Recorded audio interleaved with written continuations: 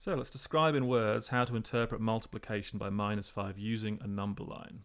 So this is kind of an interesting exercise. Really, it's just to make sure we've fully understood what it is I'm doing when I'm thinking about multiplication carefully. So what do we do? So if I have a number line and I'm thinking of multiplying by -5, well, what should that do? Let's just imagine, I don't know, let's have 2 times -5.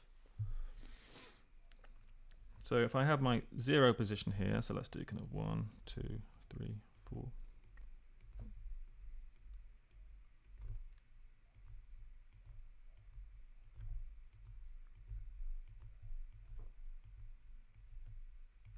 Okay. So what's the basic deal? When I multiply by -5, so I'm imagining basically I've kind of got 2 here. Thinking about it as a little arrow. It's kind of a nice way to think about numbers sometimes. Multiplication by -5 does what? Well, the first thing it does is it stretches it out, doesn't it, right? So it stretches it out by a factor 5. So that's 1, 2. So that'll bring it to what? 2 times 5 is 10. 1, 2, 3, 4, 5, 6, 7, 8, 9, 10. So it'd stretch it all the way out to here first. But that's not 2 times -5, that's 2 times 5. So the next thing it does, of course, is take it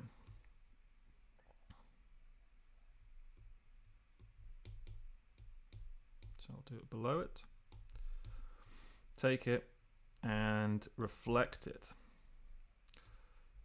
like this in the opposite direction. And that ends up at what position? It ends up at the position -10. And that's, I hope that's -10. 1, 2, 3, 4, 5, 6, 7, 8, 9, 10. Yes.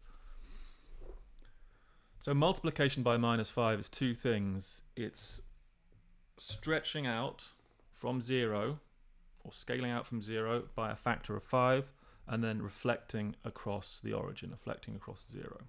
So let's say that in words. Multiplication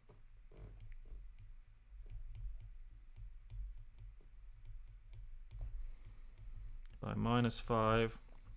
What am I doing? By -5. This is kind of a nice way to interpret it. Equals. First of all, it's scaling out, so stretching, scaling out from 0 by factor 5, and then 2, well, it's negative, so we reflect across the 0.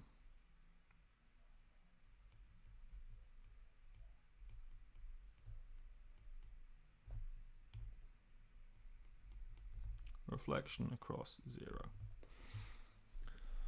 You could interpret the reflection across 0 slightly differently. You could think about reflection across 0 as instead of, so how am I going to do this? Instead of reflection, you could think about it as rotation, like this. So can I do this?